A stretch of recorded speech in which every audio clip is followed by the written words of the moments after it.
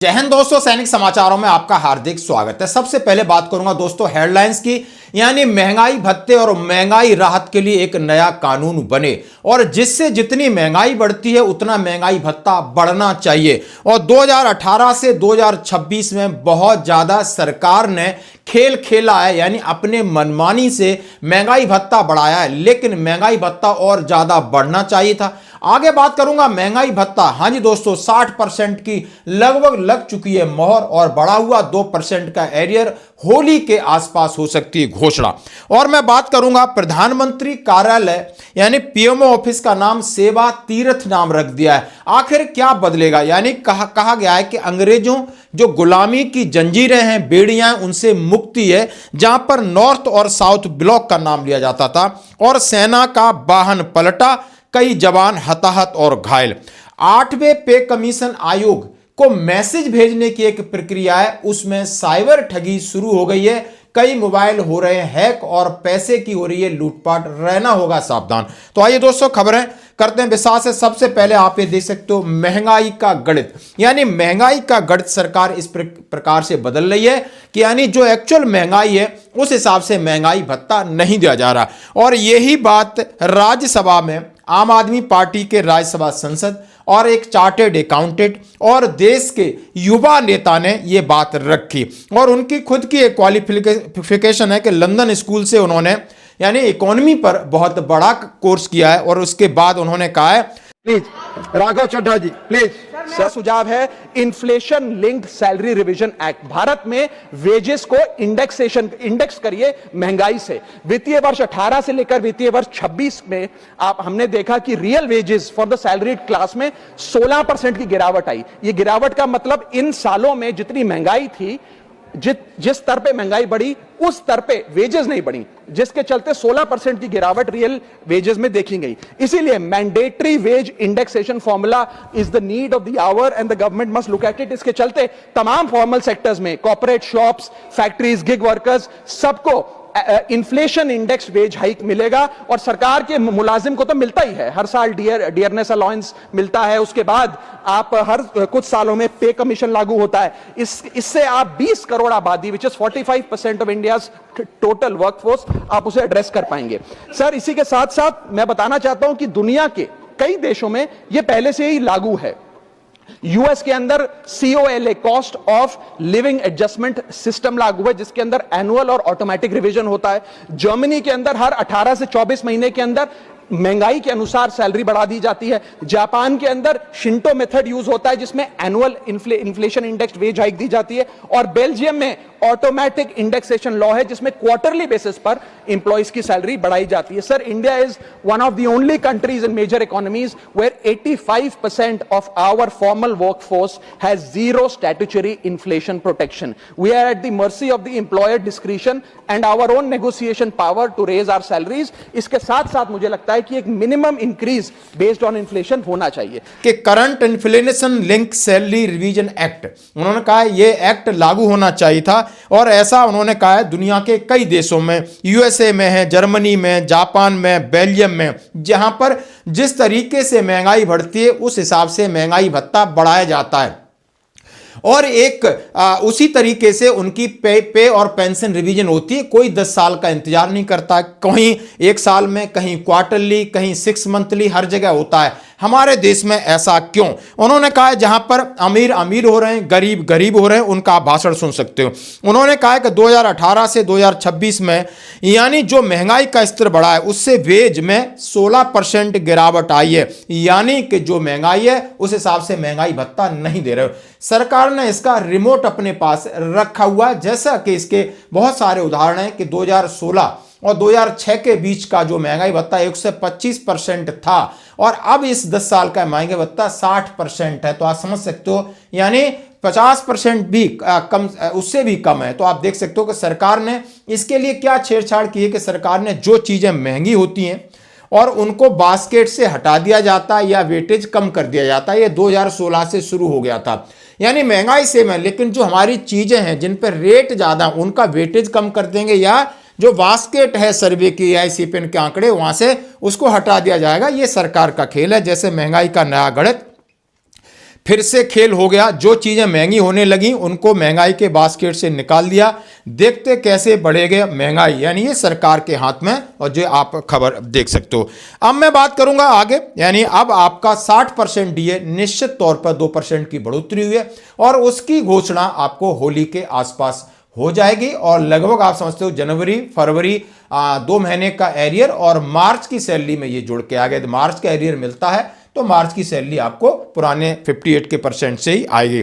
तो दोस्तों ये अभी खबर है कि होली पर हमेशा हर बार मार्च में इसकी घोषणा होती, इसलिए इस बात को लेकर के हमें निश्चिंत रहना है। तो दोस्तों अभी इनका भाषण सुना, अब मैं आगे बढ़ता हूं। पीएमओ ऑफिस, हाँ जी दोस्तों, प्रधानमंत्री ऑफिस कार्यालय, यानी अब उसका नाम सेवा तीर्थ रखा जाएगा। यानी 140 करोड़ की लोगों की सेवा के लिए सेवा तीर्थ है। पीएमओ एक बहुत बड़ा ऑफिस होता है, इसमें बहुत बड़े एक्सपर्ट बैठते हैं, लगभग 100 से ज्यादा लोग वहां पर काम करते हैं और प्रधानमंत्री के सलाहकार होते हैं। तो दोस्तों वहां पर इसका नाम बदला गया है, कहा है अंग्रेजों के जमाने की ये परंपरा है, नॉर्थ ब्लॉक और साउथ ब्लॉक से, इससे हटा करके उन्होंने सेवा तीर्थ नाम रखा है और जहां पर उनके कैबिनेट मिनिस्टर अश्विनी वैष्णव साहब इसकी घोषणा कर रहे हैं। साथियों नमस्कार। कल साउथ ब्लॉक में लास्ट कैबिनेट मीटिंग थी और अब सेवा तीर्थ में सारी कैबिनेट्स होंगी। आज विक्रम संवत 2082 फागुन कृष्ण पक्ष विजया एकादशी के दिन माघ 24 शक संवत 1947 के पुण्य अवसर पर 13 फरवरी 2026 को माननीय प्रधानमंत्री श्री नरेंद्र मोदी जी द्वारा नया प्रधानमंत्री कार्यालय, जिसे अब सेवा तीर्थ के नाम से जाना जाएगा, राष्ट्र को समर्पित किया गया है। साउथ और नॉर्थ ब्लॉक का निर्माण अंग्रेजों द्वारा भारत को गुलामी की बेड़ियों में जकड़े रहने के लिए हुआ था। 1947 में भारत को गुलामी से मुक्ति मिली, लेकिन इन भवनों को तत्कालीन सरकार द्वारा अपने कार्य के निष्पादन हेतु बनाए रखा गया। स्वतंत्रता के बाद से ही प्रधानमंत्री कार्यालय साउथ ब्लॉक के इस भवन से कार्य करता रहा है। आज हमें हर्ष है कि साउथ ब्लॉक के इस कक्ष में अंतिम बार केंद्रीय मंत्रिमंडल की बैठक हो रही है। ये केवल स्थान परिवर्तन का क्षण नहीं है, यह इतिहास और भविष्य के संगम के भी पल है। इस परिसर ने गुलामी से आजादी और फिर स्वतंत्र भारत की अनेक ऐतिहासिक घटनाओं को देखा है, गढ़ा है। इस परिसर ने देश के 16 प्रधानमंत्रियों के नेतृत्व में बनी कैबिनेट के महत्वपूर्ण फैसले होते देखे हैं। इसकी सीढ़ियों पर नेहरू जी से लेकर प्रधानमंत्री श्री नरेंद्र मोदी जी तक के पद चिन्ह हैं। इस भवन की सीढ़ियों पर चढ़ते कदमों ने देश को नई ऊंचाई पर पहुंचाने में अहम योगदान दिया है। बीते दशकों में यहाँ कैबिनेट की बैठकों में संविधान के आदर्शों, जनता से मिले जनादेश और राष्ट्र की आकांक्षाओं से प्रेरित होकर अनेक महत्वपूर्ण निर्णय लिए गए। यहाँ भारत की सफलताओं का उत्सव भी मनाया गया, असफलताओं का आकलन भी हुआ और साथ ही संकटों और चुनौतियों से निपटने के लिए बड़े और कड़े फैसले भी लिए गए। अब मैं बात करूंगा सेना का वाहन पलटा। हाँ जी दोस्तों, एक सेना की गाड़ी पलटी है और वहां पर कई जवान हताहत हुए हैं। मेड़ता सिटी में सेना का वाहन पलटा, सेना के जवान गंभीर रूप से घायल। हाँ जी दोस्तों, राजस्थान के नागौर जिले में अजमेर मेड़ता सिटी पर डांगाबास के पास शनिवार को सेना का वाहन पलट गया। इस हादसे में 2 सैनिक घायल हो गए। हादसा उस समय हुआ जब सेना की गाड़ी नागौर से अजमेर की ओर जा रही थी। 108 एम्बुलेंस के चालक हरेंद्र तेतरवाल ने बताया कि सूचना मिलते ही वो मौके पर पहुंचे और गंभीरों को इलाज के लिए हॉस्पिटल में एडमिट कराया गया। घायलों की पहचान रूप सिंह और पुष्पेंद्र के रूप में हुई है। जबलपुर जा रहा था ट्रक, यानी मेड़ता के सीआई दायमा ने मीडिया से बात करते हुए कहा ये जवान बीकानेर से आए थे और जबलपुर जा रहे थे। जैसे हम जानते हैं बहुत सारा हमारे हथियार या कई चीजें ऐसी होती हैं इक्विपमेंट को लेकर हमें जबलपुर जाना होगा और जवानों की हालत अभी इस तरह बताई।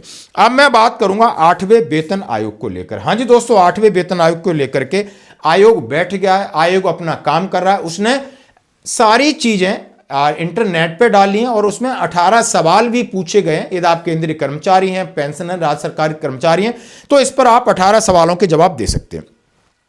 लेकिन नए तरीके से ठगी, समय रहते मामला पकड़ में आ गया। 8वें वेतन आयोग के नाम से मैसेज भेजा, ठगी सुरी 20 कर्मचारियों के मोबाइल हुए हैं। क्रिकेट मैच में आपने देखा होगा शादी के पत्र पत्रिकाओं के नाम पर एक जो लिंक भेजते हैं वहां पर ठगी होती है। इसी तरीके से यहां ग्वालियर चंबल संभाग के आसपास आपने देखो क्राइम ब्रांच के एडिशनल एसपी राजेश दंडोतिया ने बताया कि शहर में 20 से ज्यादा शासकीय कर्मचारियों के मोबाइल हैक हुए। गनीमत ये रही कि समय रहते मामले को देखा गया और ये लिंक भेज रहे हैं, जैसा कि आपने देखा होगा 8वें वेतन आयोग को लेकर कहा गया है, तो इसमें कईयों के इसमें पैसे कट गए, तो आपने रहना होगा सावधान। तो दोस्तों आज की खबरों में इतना ही, बने रहिए हमारे साथ, धन्यवाद।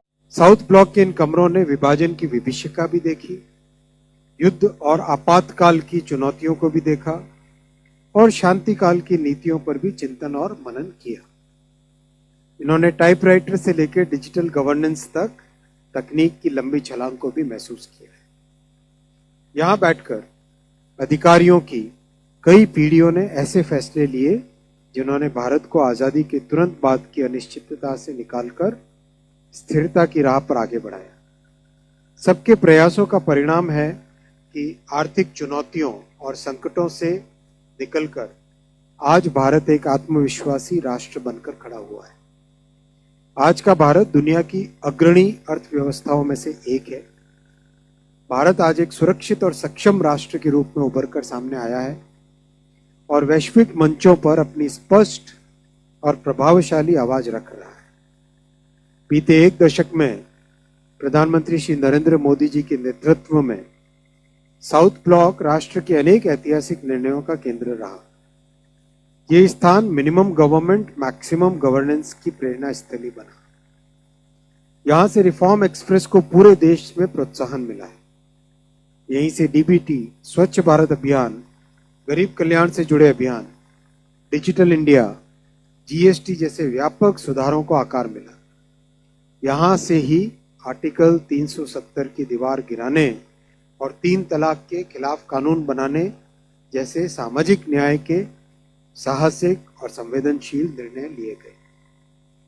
यहीं लिए गए सर्जिकल स्ट्राइक, एयर स्ट्राइक और ऑपरेशन सिंदूर के निर्णयों के माध्यम से भारत ने अपनी दृढ़ और आत्मविश्वासी सुरक्षा नीति का स्पष्ट संदेश विश्व को दिया।